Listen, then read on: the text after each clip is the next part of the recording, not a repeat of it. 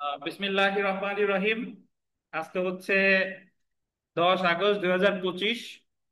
BTS ব্যাচের 21তম class এবং সাংবিধানিক আইনের 21তম ক্লাস। আজকে আমরা আহ, সংবিধানের যে কতগুলো গুরুত্বপূর্ণ মামলা আছে এই মামলাগুলো সম্পর্কে এর আগেও পড়েছি, বাট আজকে আর একটু পড়বো, একটু বিস্তারিত ধারণা লাভ করব যে কোন মামলার অথর জাস্ট কে ছিলেন বা কোন মামলা কি নামে পরিচিত।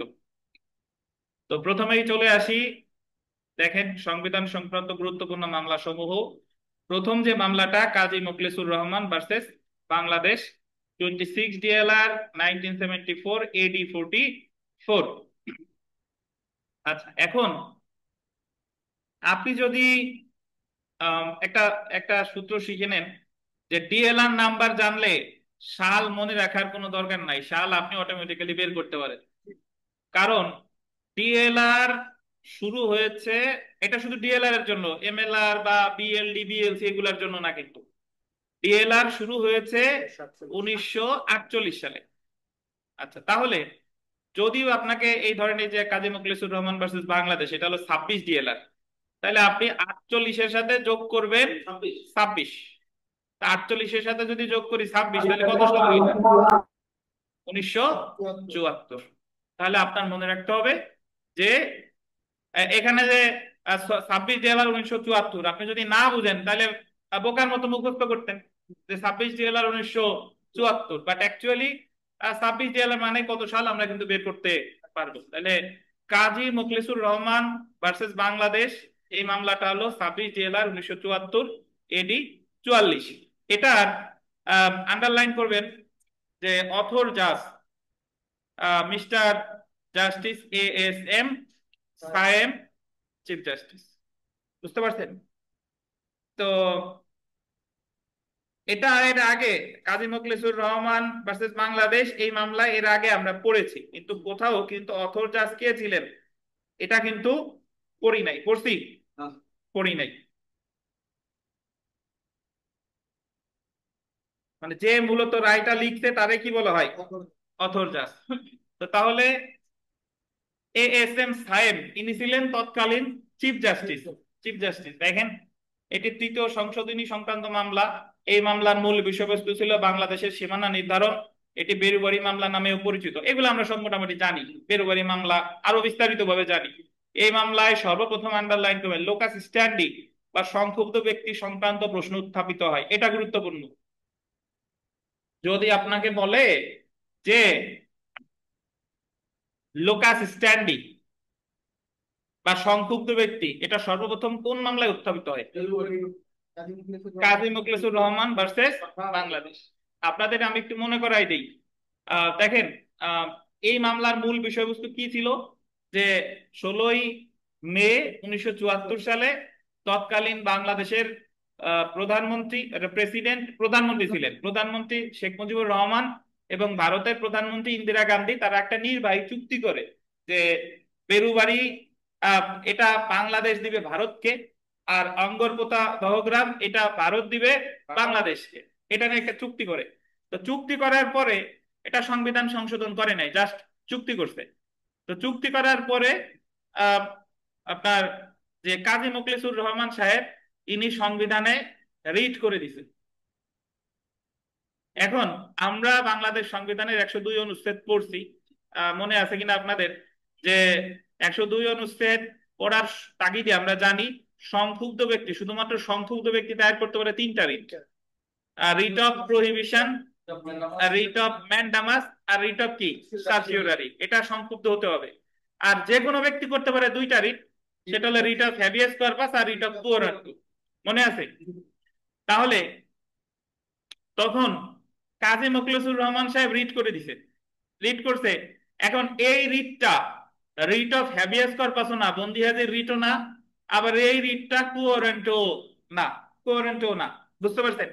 তাহলে যদি যে কোনো ব্যক্তি করা যেত ওই দুইটা writ, writ of habeas corpus আর রিট অফ কুয়োরেন্টো, বাট এই জায়গায় কাজী মোখলেসুর রহমান সাহেব, তাহলে উনার যদি জিজ্ঞাসা করে যে উনি প্রমাণ করছেন কি যে আমি সংক্ষুব্ধ হয়েছি, কেমনে সংক্ষুব্ধ হইলেন? আপনি চুক্তি করতে দুই দেশের প্রধানমন্ত্রী, আপনি কেমনে সংক্ষুব্ধ হইলেন? উনি বললেন যে আমার মৌলিক অধিকার ক্ষুণ্ণ হয়েছে। কেমনে ক্ষুণ্ণ হয়েছে?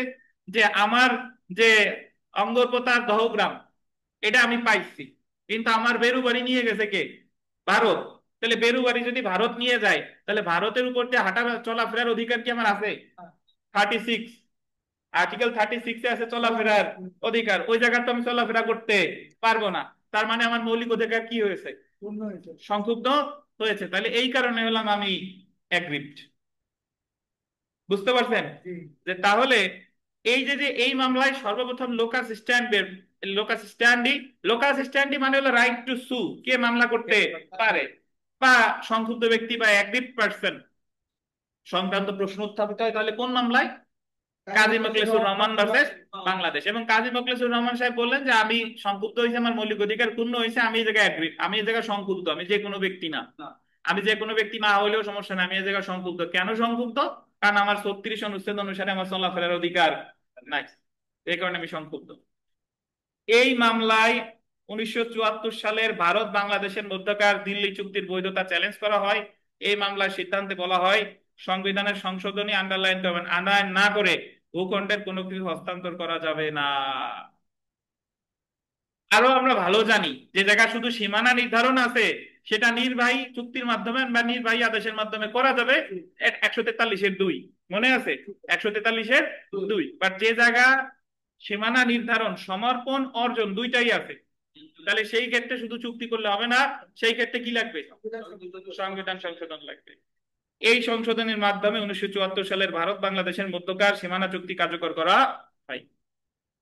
ধরেন পরীক্ষায় যদি আসে কাজী মোখলেসুর রহমান ভার্সেস বাংলাদেশ, এই মামলাটির আলোকে বিস্তারিত মানে মানে ওই রিট অফ বা সংক্ষুব্ধ ব্যক্তি ধারণা ব্যাখ্যা করুন, বা রিট অফ সার্সিওরি ব্যাখ্যা করুন। পারবেন না? 2-4 কথা লিখতে এই জায়গায় ইনশাল্লাহ। এবং এই জায়গায় যে রিটটা করছে সেই রিটটা একটু বলি। কাজী মোখলেসুর রহমান, আমাদের তো 5 ধরনের রিট আছে, মনে আছে? 5 ধরনের রিটের মধ্যে উনি এই জায়গায় রিট করছে রিট অফ সার্সিওরি, উৎপ্রেষণ। কেন? কারণ এটা অলরেডি করা হয়ে গেছে এবং এটা আছে আলট্রা ভাইরাস, ক্ষমতা বহির্ভূত, তো এটারে অবৈধ বলে ঘোষণা করছে। বুঝতে পারছেন? যদি করার উদ্যোগ নিত, যদি এই চুক্তি করার উদ্যোগ নিত, তখন কোন রিট করতে? তানভীর বলেন তো।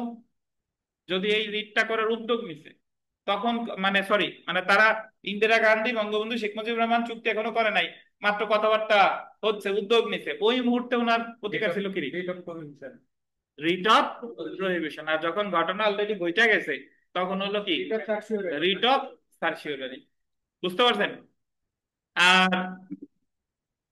যে যে আইনগত দায়িত্ব পালনে বাধ্য, তারে সেই আইনগত দায়িত্ব পালনে বাধ্য করার যে রিট, এটা বলে পরমাদেশ বা হুকুম জারি বা ম্যান্ডামাস।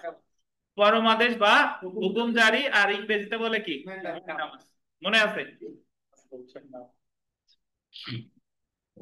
তাহলে আশা করি কাজী মোখলেসুর রহমান ভার্সেস বাংলাদেশ এটা বুঝবেন না ইনশাআল্লাহ।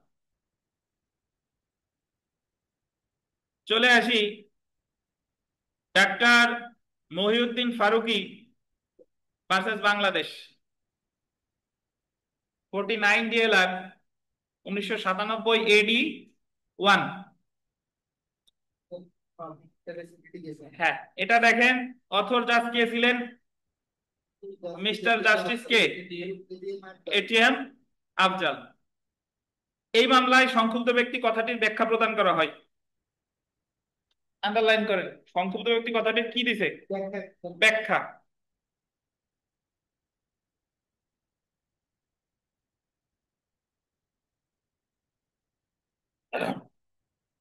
এই মামলায় বলা হয় সংক্ষুব্ধ ব্যক্তি কথাটি শুধুমাত্র ব্যক্তিগতভাবে ক্ষতিগ্রস্ত ব্যক্তিকে বোঝায় না, বরং এটা জনসাধারণ পর্যন্ত বিস্তৃত। বলছে যে সংক্ষুব্ধ ব্যক্তি বলতে যে তার পার্সোনালি সংক্ষুব্ধ হতে হবে এমন কোনো কথা নাই, জনগণ সংক্ষুব্ধ হতে পারে। অর্থাৎ আন্ডারলাইন করেন, জোটবদ্ধ বা সমষ্টিগত ব্যক্তিত্বকে বোঝায়। এই মামলার রায়ের মাধ্যমে বাংলাদেশে গোল দিবেন জনস্বার্থমূলক মামলা করার আনুষ্ঠানিক দ্বার খুলে যায়। পরীক্ষায় প্রশ্ন আসবে যে পাবলিক ইন্টারেস্ট লিটিগেশন বা জনস্বার্থে মামলা, এই আনুষ্ঠানিক দ্বার খুলে যায়, এটা কোন ধরনের মামলার ক্ষেত্রে? Doctor Mohiuddin Farooqui versus Bangladesh. বুঝছেন?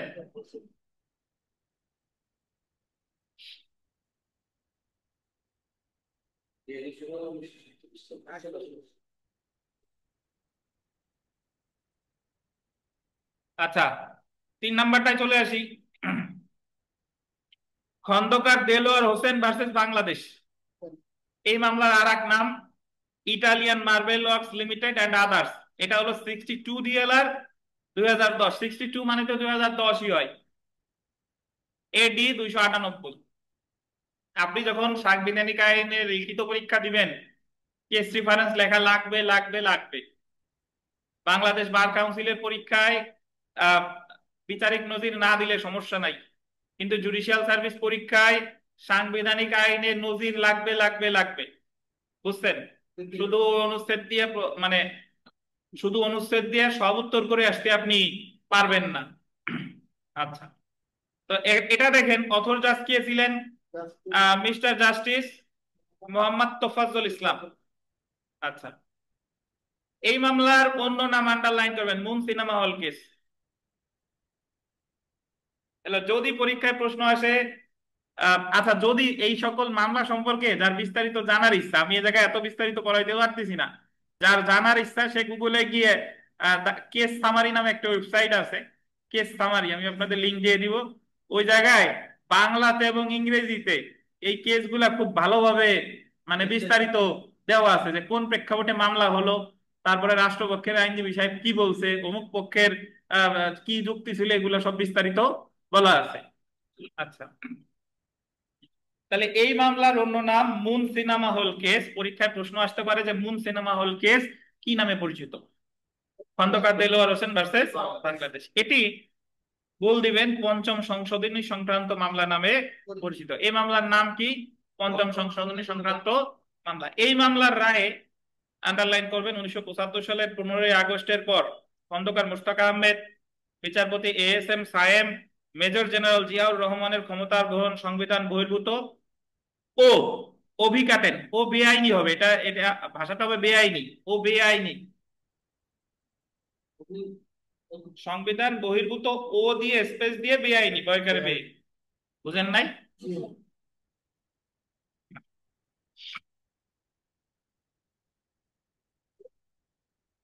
বেআইনি ঘোষণা করা হয়। এই মামলার মাধ্যমে পঞ্চম সংশোধনীকে অবৈধ ঘোষণা করা হয়। এটা আমরা আগেও জানি, পঞ্চম সংশোধনীর অবৈধ ঘোষণা করছে তাহলে খন্দকার দেলোয়ার হোসেন ভার্সেস বাংলাদেশ। পঞ্চম সংশোধনীকে সংবিধানের আন্ডারলাইন করবেন প্রথম বিকৃতি বা ফার্স্ট ডিস্টরশন অফ কনস্টিটিউশন বলা হয়। প্রথম বিকৃতি বা ফার্স্ট ডিস্টরশন অফ কনস্টিটিউশন বলা হয়। বুঝছেন? তাহলে এখান থেকে প্রশ্ন এইভাবে আসতে পারে যে মুন সিনেমা হল কেস কোনটা? এই যে পঞ্চম সংশোধনী মামলা। তারপরে আহ সংবিধানের ফার্স্ট ডিস্টরশন বা প্রথম বিকৃতি কোনটা? পঞ্চম সংশোধনী।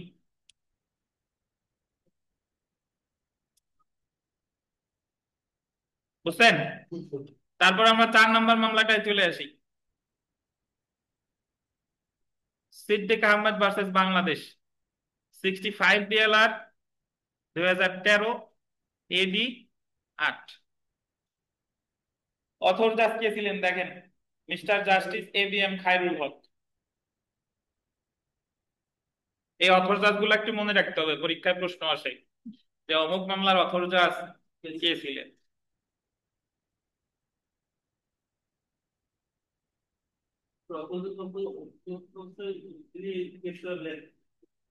মূল লেখছে যে, দেখেন, এটি সপ্তম সংশোধনী সংক্রান্ত মামলা। এই মামলার রায়ে জেনারেল এইচএম এর সাথে সামরিক শাসনকে অবৈধ ঘোষণা করা হয়।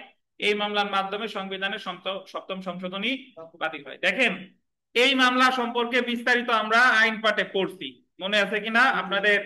ওই 1982 সাল থেকে 86 সাল পর্যন্ত ওই এরশাদ সাহেব সামরিক আইন দ্বারা সংবিধানকে সাসপেন্ড করে এবং বলতেছে যে এই সময় সংবিধানের পরিপন্থী কোনো আইন তৈরি করা হলেও সংবিধানের কিছু সংবিধান দ্বারা এটা বাতিল করা যাবে না। তাহলে উনি সামরিক আইনকে অধীনস্থ করলো কার?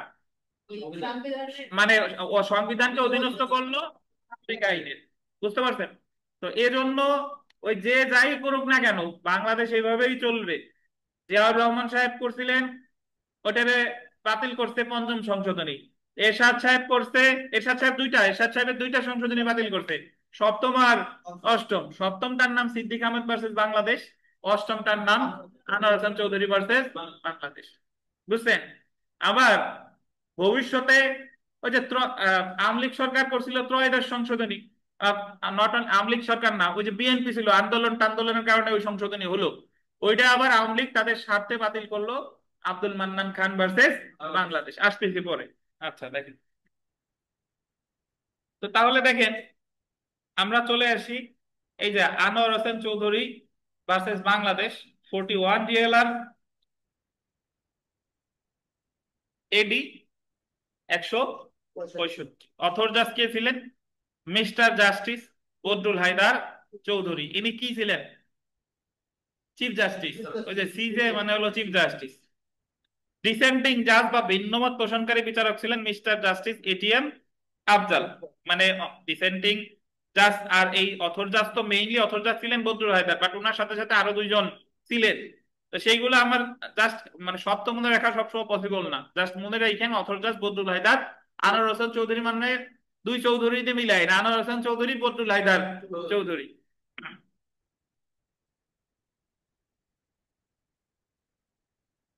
এটি অষ্টম সংশোধনী সংক্রান্ত মামলা। এই মামলায় সিদ্ধান্ত গৃহীত হয় 3:1 অনুপাতে। এটা বললেন পরীক্ষায় প্রশ্ন আসবে যে আনোয়ার হোসেন চৌধুরী মামলায় আহ, যেটা গৃহীত হয় কত অনুপাতে?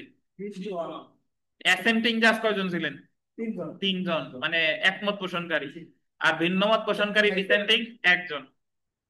এই মামলার রায় বলা হয় অষ্টম সংশোধনীর মাধ্যমে সংবিধানের 100 নং অনুচ্ছেদের যে সংশোধন করা হয় তা অসাংবিধানিক, ক্ষমতা বহির্ভূত ও অকার্যকর। এটা বাংলাদেশের সংবিধানের বেসিক স্ট্রাকচার বা মৌলিক কাঠামো সংক্রান্ত মামলা।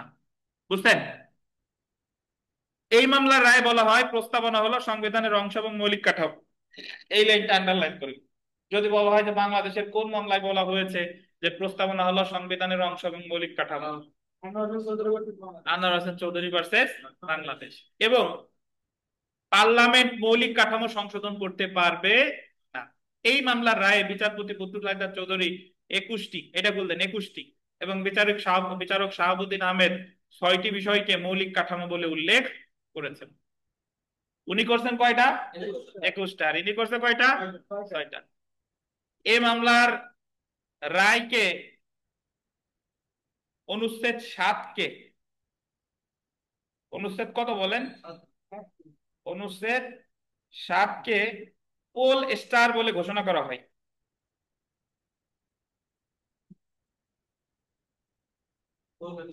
হুম। পোল স্টার মানে হচ্ছে যে ধ্রুবতারা, মানে 7টা জিনিসে মেইন ভাবে মানে উনি হাইলাইট করছে যে 7টা পোল স্টার আছে। আরো বলা হয় ধরেন আকাশে কোন তারাটারে দেখা যায়, মানে যেটা বেশি জল জল করে সেটাই তো দেখা যায়। তাই এই জায়গায় 7টা জিনিসে ওই ধরনের আপনার পোল স্টার বলে করা হয়েছে। প্রণেতা এবং সমস্ত ক্ষমতা অনুচ্ছেদ 7 কে নিশ্চিত এবং পার্লামেন্ট এই অনুচ্ছেদকে সংশোধন করতে পারবে না। বলে দিচ্ছে যে পার্লামেন্ট কখনোই 7 অনুচ্ছেদকে সংশোধন করতে পারবে না। বাট উনি তো তখন তো আমাদের সংবিধানে ছিল না, কোন পঞ্চদশ সংশোধনীর মাধ্যমে বেসিক স্ট্রাকচার কি কি এটা কিন্তু অলরেডি বলে দিছে। প্রস্তাবনা প্রথম ভাগের সকল, দ্বিতীয় ভাগের সকল, তারপরে নবম ক ভাগের বিধানাবলী সাপেক্ষে তৃতীয় ভাগের সকল, আর হচ্ছে 150। আচ্ছা, এই বেসিক স্ট্রাকচারটা হলো কত সালে যুক্ত করা হয় সংসদে? 15তম সংশোধনীতে 2011 সালে।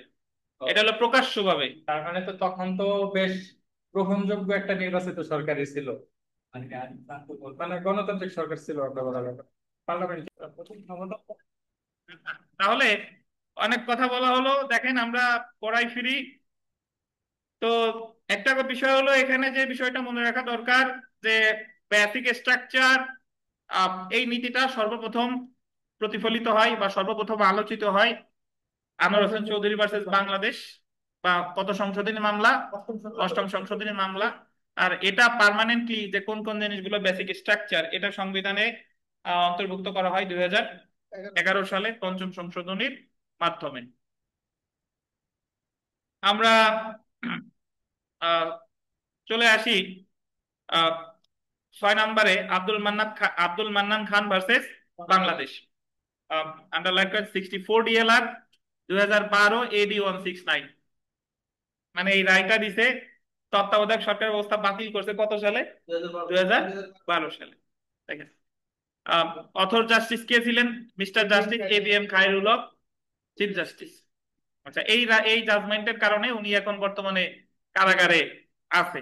দেখেন, এটি 13তম সংশোধনী সংক্রান্ত মামলা। এই মামলার মাধ্যমে তত্ত্বাবধায়ক সরকার ব্যবস্থা বাতিল করা হয়।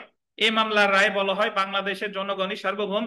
এই মামলার মাধ্যমে 13তম সংশোধনী বাতিল করা হয়। তো আপনি জাস্ট মনে রাখেন যে 13তম সংশোধনী বাতিল করতে কোন মামলার মাধ্যমে? Abdul Mannan Khan versus Bangladesh. Chief justice কে, অথর জাস্টিস কে ছিলেন? ABM Khairul Haque, chief justice ছিলেন। আমরা চলে আসি পরের মামলাটায়। Advocate Asaduzzaman Siddiqui and others versus Bangladesh. এই মামলাটা মানে 2017 সালে, এটা এখনো আপনার ওই চূড়ান্ত রায় তো প্রকাশিত হয় নাই, হয়তোবা যে সাম্প্রতিক সময় হয়েছে। তো এই কারণে ওই এটা কোনো DLR এ এখনো আসে নাই, বা এই হয়তোবা কিছুদিনের মধ্যে আসবে। বাট মূল মামলাটা হলো 2017। অথর জাজ mister Surendra Kumar Sinha, SK Sinha. Appeal বিভাগ সর্বসম্মতিক্রমে সিদ্ধান্ত গৃহীত হয়, আনঅ্যানিমাসলি। তো সর্বসম্মতিক্রমে মানে কি? কোন ডিসেন্টিং জাজ নাই, সবই অ্যাসেন্টিং জাজ। হাইকোর্ট বিভাগে এই মামলার রায়ে বিচারপতি আশরাফুল কামাল ভিন্নমত পোষণ করে রায় দেন। মানে SK সিনহা যে রায় লিখছিলেন, এটা লিখছিলেন হলো অ্যাপিলেট ডিভিশনে, আর হাইকোর্ট ডিভিশনে একজন জাস্টিস ভিন্নমত পোষণ করে, তার নাম কি? বিচারপতি আশরাফুল কামাল। এটা 16তম সংশোধনী সংক্রান্ত মামলা। এই মামলায় 16তম সংশোধনীকে অসাংবিধানিক, অবৈধ বলে ঘোষণা করা হয়। বুঝছেন? আমরা চলে আসি 8 নং, কুদরত এলাহি পুনির ভার্সেস বাংলাদেশ। 44 DLR 319, এটা 88 DLR না, কত? 44 DLR। এটি রাষ্ট্র পরিচালনার মূলনীতি সংক্রান্ত মামলা। এই মামলার রায় বলা হয় রাষ্ট্র পরিচালনার মূলনীতিগুলো কোনো আইন নয় এবং এগুলো আদালতের মাধ্যমে বলবৎযোগ্য নয়। আচ্ছা, আমাদের ফেরদৌস সাহেব বলেন তো, এই মামলার রায় বলছে যে রাষ্ট্র পরিচালনার মূলনীতিগুলো কোনো আইন নয়, আদালতের মাধ্যমে বলবৎযোগ্য না। এইগুলা মানে এই কথাটা কত অনুচ্ছেদে আছে ফেরদৌস সাহেব?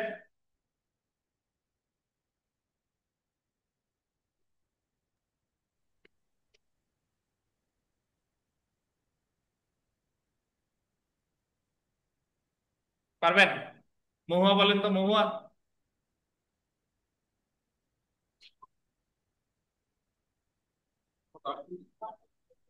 তানভীর রহমান খান, অনলাইনে কেউ পারবেন? বলেন অনলাইন। অনুচ্ছেদ 8 স্যার, অনুচ্ছেদ 8। অনুচ্ছেদ 8। 8-এর 2-এ বলা আছে।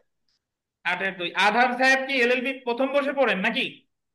স্যার, এলএলবি প্রথম বর্ষ উত্তীর্ণ হয়ে দ্বিতীয় বর্ষে ভর্তি হব, এখনো ভর্তি ছাড়ে নাই।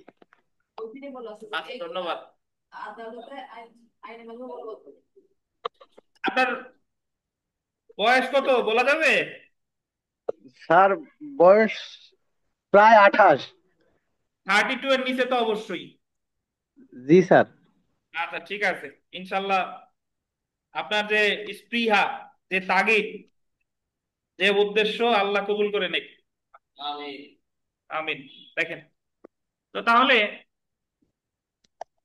কুদরতে এলাহি পনির এখানে যে কথাটা বলছে, এই কথাটা বলছে 8 অনুচ্ছেদে 8-এর 2।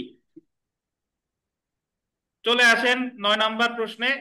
9 নম্বর, সরি, 9 নম্বর কেসে Mazdar Hossain versus secretary ministry of finance, 52 DLR 1999 AD 82। এই মামলার অথর জাজ কে ছিলেন? দেখেন, justice Mustafa Kamal, chief justice.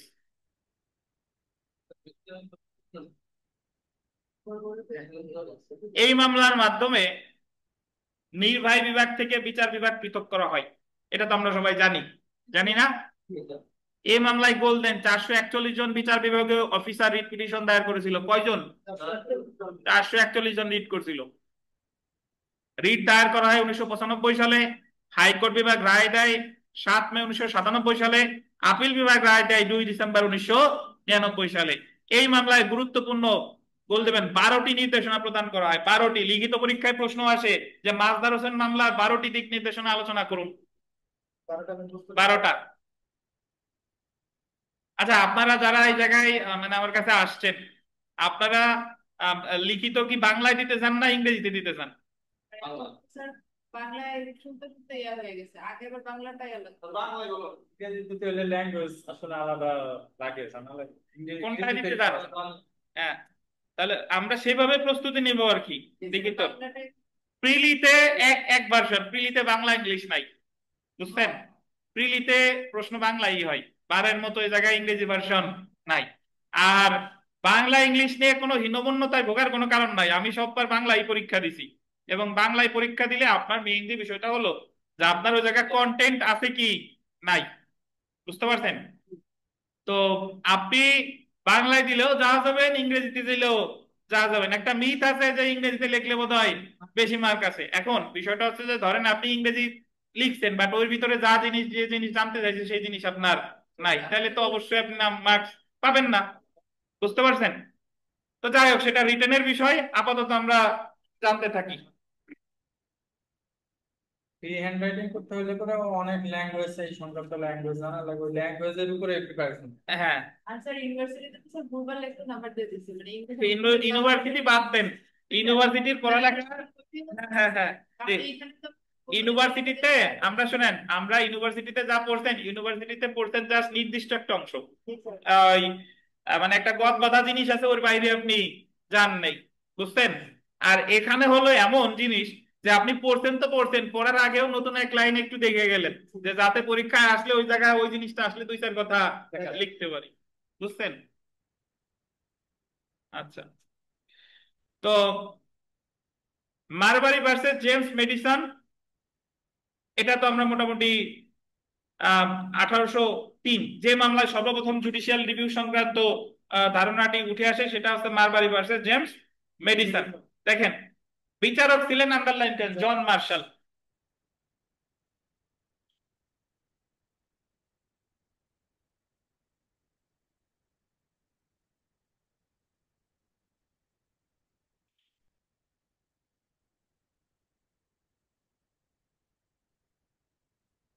বিচারক কে ছিলেন?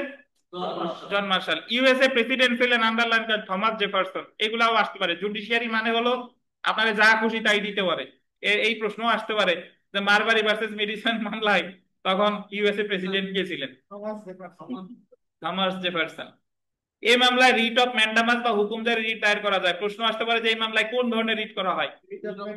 Writ of mandamus. আপনাদের একটা ধারণা হয়েছে না যে রিট 5 প্রকার রিট, মানে আপনার ওই অনুচ্ছেদ মনে না থাকে 102, এটা তো মনে আছে। আর 5 প্রকার রিট কখন কি দায়ের করে, এটা ধারণা আসছে না? আসছে। এই মামলার মাধ্যমে ইউএসএ তে সর্বপ্রথম সাংবিধানিক প্রাধান্য, আন্ডারলাইন করবেন, এবং জুডিশিয়াল রিভিউ মতবাদটি উদ্ভব হয়। যদি বলে যে ইউএসএ তে সর্বপ্রথম সাংবিধানিক প্রাধান্য এবং জুডিশিয়াল রিভিউ মতবাদটি উদ্ভব হয় কোন মামলায়? আচ্ছা, কনস্টিটিউশনাল সুপ্রিমেসি। হ্যাঁ, কনস্টিটিউশনাল সুপ্রিমেসি। এই মামলার রায় বলা হয় সংবিধানের সাথে সাংঘর্ষিক সকল সকল আইন লেখেন, সকল আইন লেখেন, সকল আইন বাতিল বলে গণ্য হবে। সকলের কেটে সকল আইন লেখেন, এগুলো সব আমার টাইপ করা লাগছে, তো একটু ভুল ত্রুটি হয়ে গেছে আর কি। এবং আরো অনেক কিছু করার কথা, আমি সময় পাই না, এই কারণে করতে পারি নাই। এজন্য আপনাদের কাছে ক্ষমা প্রার্থী। সংবিধান আমাদের আরো একদিন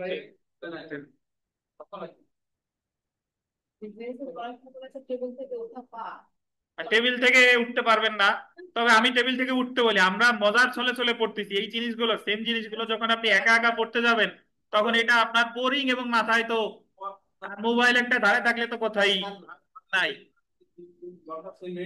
হ্যাঁ, তো এজন্য বিজিএস আমাদের লক্ষ্য, ইনশাল্লাহ আমরা পারবো।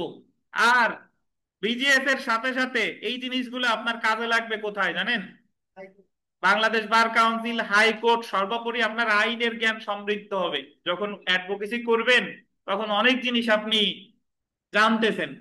জি স্যার, এখানে স্যার অনেক লয়ার আছে, বেসিক অনেক মানে কিছুই না বলা ঠিক হ্যাঁ, না। দেখেন। হ্যাঁ, আমার স্যার আমাকে ইংলিশ বেসিক বোর্ডে যে আপনি স্টাফ নিতে বললেন না, স্টাফ নিতে গেল এই মামলার রায়ে মার্কিন কংগ্রেস কর্তৃক গৃহীত 1789 সালের বিচার বিভাগীয় আইনকে বাতিল করা হয়।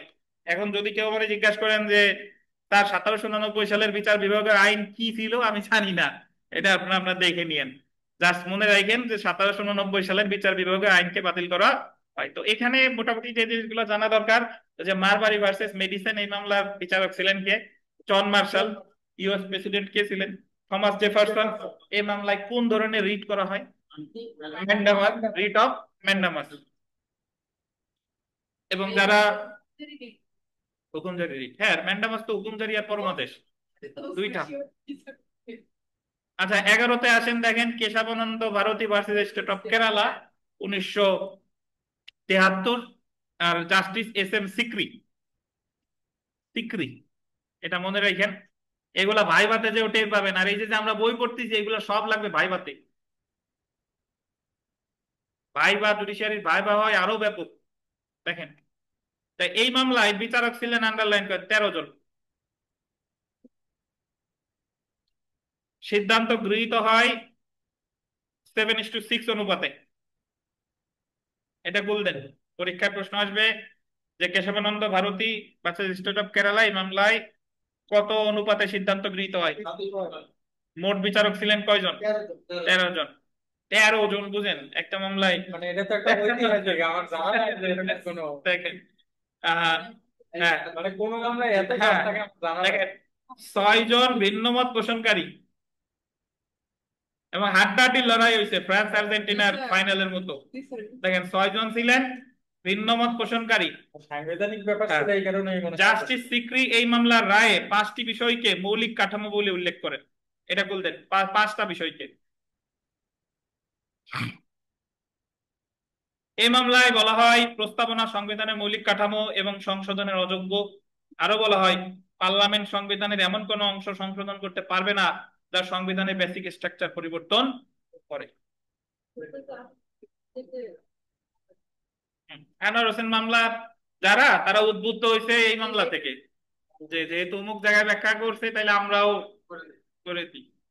আমাদের যে এই যে আপনার কি মানে ইসলাম ধর্মকে যে রাষ্ট্র ধর্ম হিসেবে স্বীকৃতি দেওয়া হলো, হুম। এইটা কি মানে কি কারণে স্বীকৃতি দেওয়া হলো? এটা কি বেসিক কাঠামোর অংশ? এই হ্যাঁ, কারণে ইসলাম ধর্মের রাষ্ট্র ধর্ম হিসেবে স্বীকৃতি দিয়েছে এরশাদ সাহেব, আহ, জনগণের সিম্পেথি আদায়ের জন্য। মামলায় যে বহাল রইলো, মামলায় মামলায় তো বহাল রাখবেই, বহাল। ওই জায়গায় কি হাত দিয়ে কি সরকার পতন হবে সাথে সাথে?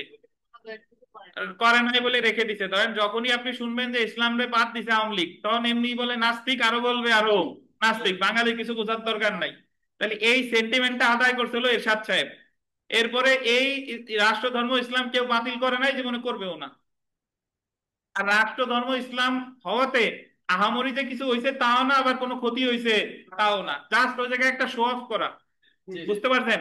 রাষ্ট্র ধর্ম ইসলাম মানে এই না যে আমাদের শরিয়া আইন, শরিয়া আইন তা না, বুঝছেন?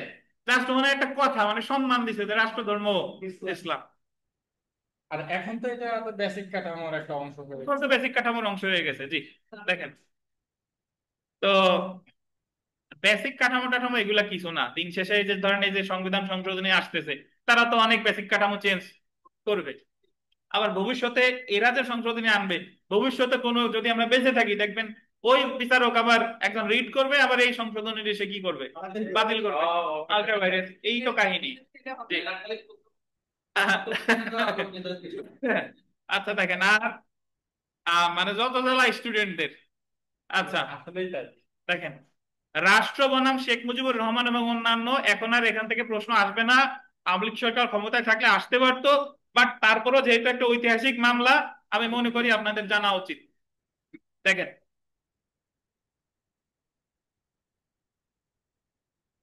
এটি আগরতলা ষড়যন্ত্র মামলা নামে পরিচিত। মামলা দায়ের করা হয় 3 জানুয়ারি 1968 সালে। মামলা প্রত্যাহার করা হয় 22 ফেব্রুয়ারি 1969 সালে। তো আপনারা বর্তমানে যারা ফেক মামলায়, মিথ্যা মামলায় গ্রেফতার হচ্ছেন, তারা আগরতলা ষড়যন্ত্র মামলা থেকে ইন্সপায়ার্ড হতে পারেন।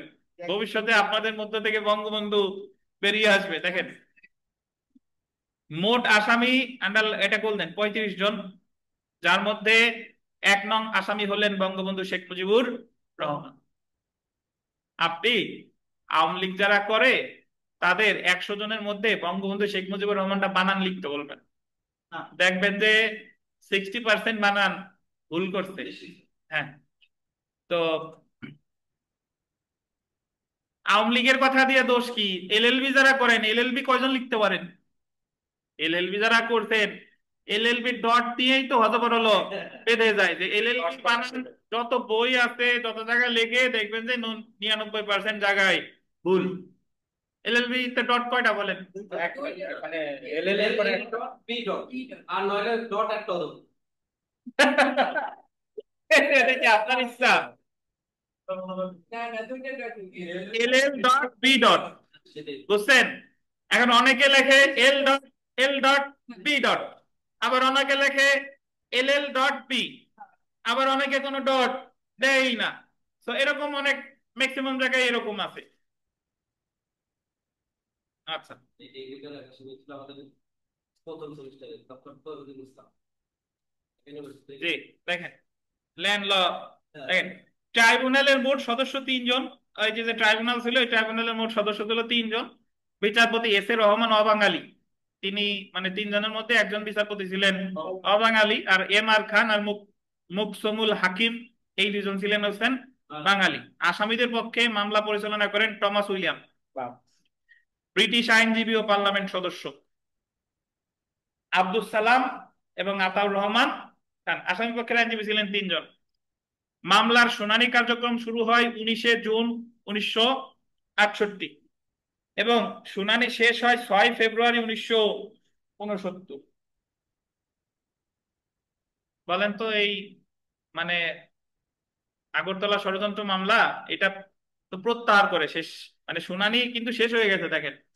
আর শুনানি শুরু হয়েছিল 19শে জুন 1968, শেষ হয়েছে 6 ফেব্রুয়ারি 1969, মানে শুনানি অলরেডি শেষ। এই মামলায়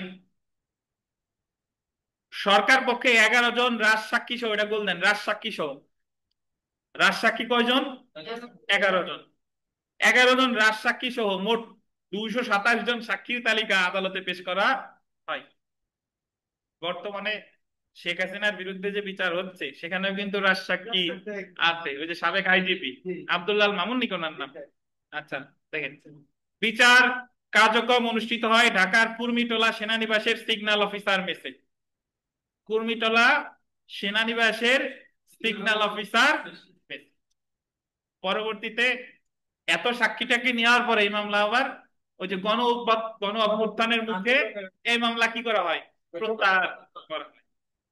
তো আমাদের এই বাংলাদেশের যে রাজনৈতিক অস্থিরতা বা মিথ্যা মামলা বলেন যা বলেন, এটা আজকের না, এটা বাংলাদেশ সৃষ্টির শুরু থেকে হয়ে আসতেছে। ওই সেই হ্যাঁ, একটা বিষয় কি, আগরতলা ষড়যন্ত্র মামলা বলা হইতেছে যে এটা একটা ষড়যন্ত্র মিথ্যা মামলা, জি মিথ্যা ষড়যন্ত্রের মামলা। কিন্তু আমরা যদি পরবর্তী প্রেক্ষাপট গুলো দেখি, যদি আমরা 71 বিবেচনা করি, তারপরে 71-এর পর পর খুব দ্রুত যেভাবে অর্গানাইজড ওয়েতে সবকিছু ম্যানেজ করা হয়েছে, হ্যাঁ এই যে মানে অস্থায়ী সংবিধান থেকে হ্যাঁ হ্যাঁ কিছু হ্যাঁ এভরিথিং সবকিছু মনে হয় যে এটা ওই একজন সেনাবাহিনী কর্মকর্তা বললো যে আমি অমুকের পক্ষে বললাম আর মানুষ ঝাঁপায় পড়লো, এরকম না। এটা আগের থেকে যদি প্রিপেয়ার না থাকতো, সবকিছু যদি প্রস্তুত না থাকতো, তাহলে তো স্বাধীনতা যুদ্ধ এরকম একটা হজবরল হতো, এরকম সম্ভব ছিল না। তবে এখন আগরতলা ষড়যন্ত্র কোনটা মিথ্যা হইলো তাই? মানে আসলে কতখানি মিথ্যা কতখানি সত্য, এটা তো গবেষণার বিষয়। কিন্তু কনসিকুয়েন্স গুলো কেমন যেন দেখেন মিলে যাচ্ছে। তানভীর আলম খান, যখন আপনি একটা বিপ্লব করবেন, যখন বিপ্লবে জয়ী হবেন তখন আপনার সবকিছু বৈধ, আর যখন আপনি হেরে যাবেন তখন আপনার সবকিছু অবৈধ। বুঝতে পারছেন? তা আমার একজন প্রশ্ন করছিল এই 5ই আগস্টের পরে, যে এরা আমরা যদি বেআইনি সমাবেশের সংজ্ঞা পড়ছি যে 5 বা ততোধিক ব্যক্তি 141 ধারায় দণ্ডবিধির, যে এটা যদি করে তাইলে হবে সেটা বেআইনি সমাবেশ। স্যার তাহলে এরা যে ভাঙচুর করতেছে এটা বেআইনি সমাবেশ হবে না? প্রশ্ন করছে, বলেন তো বেআইনি সমাবেশ হবে কিনা বলেন তো?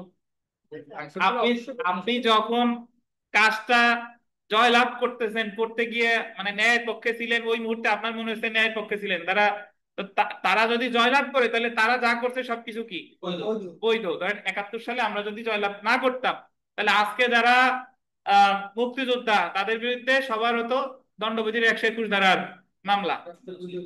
যে রাষ্ট্রদ্রোহিতা বা 121 দ্বারা যাই হোক, তারা তাহলে দেশীয় স্বাধীনতা না, তারা হয়তো স্বাধীন, আমরা সর্বশেষ মানে কাজটা করতে সফল হয়েছেই তো তাদের দায় মুক্তি দেওয়া হয়েছে। এখন তানভীর আলম খান বলতেছে যে আগরতলা ষড়যন্ত্র মামলা যদি মিথ্যাই হয়, তাহলে পরবর্তীতে যে 71 সালে যে স্বাধীনতা লাভ করলাম ওটার সাথে তো একটা যোগসূত্র আছে, সেটা বলতেছে। জি জি জি। যে তো এখন ওই যে যে যোগসূত্রটা আছে, ধরেন আমাদের কাছে ওই মুহূর্তে মনে হয়েছে যে আগরতলা ষড়যন্ত্র যে মামলা, ওই যে যে কাজ করছে ঠিক আছে, বাট ওইটা মামলা হয় না। এবং আমাদের যে জন সমর্থন ছিল, যে আন্দোলন হয়েছে, শোষিত নিপীড়িত সর্বোপরি সব কিছু মিলাইয়া পরবর্তীতে সেটা হচ্ছে মুক্তিযোদ্ধায় রূপ নিছে।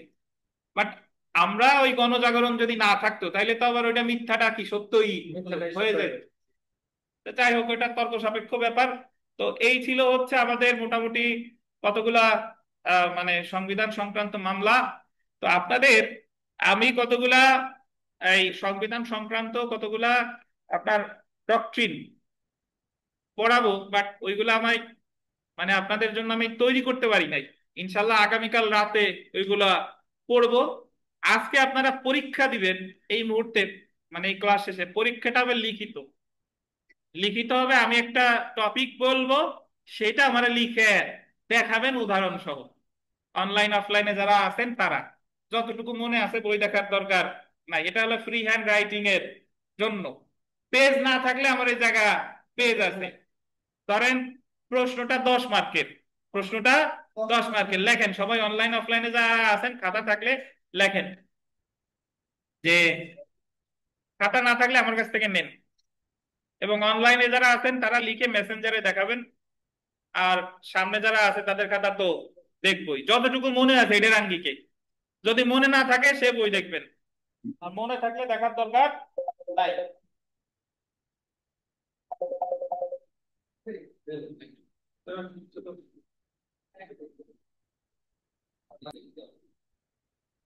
প্রশ্নটা হলো রিট কি, লেখেন রিট কি, রিট কি। বুঝছি। বাংলাদেশ সংবিধানের আলোকে,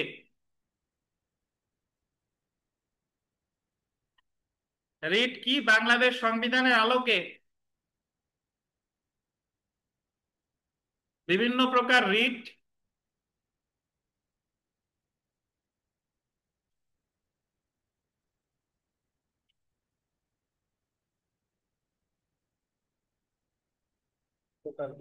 উদাহরণ সহ আলোচনা করুন।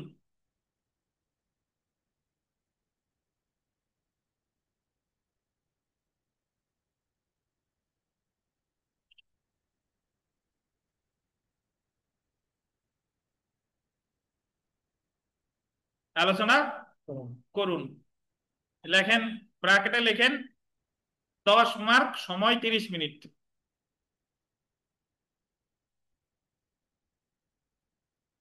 মনে যা আসে তাই লিখে দেখাবেন, বই দেখার দরকার নাই, যে একেবারে পারেন না সে দেখেন, বাট আপনাদের প্রতি অনুরোধ থাকবে বই দেখেন না। এখনই মানে লিখবো। এখনই লেখেন। অনলাইনে যারা আছেন তারাও লিখে দেখান, যেটা বললাম, শিলা, আঞ্জুমান, আধাম, আপনারাও লিখে দেখান।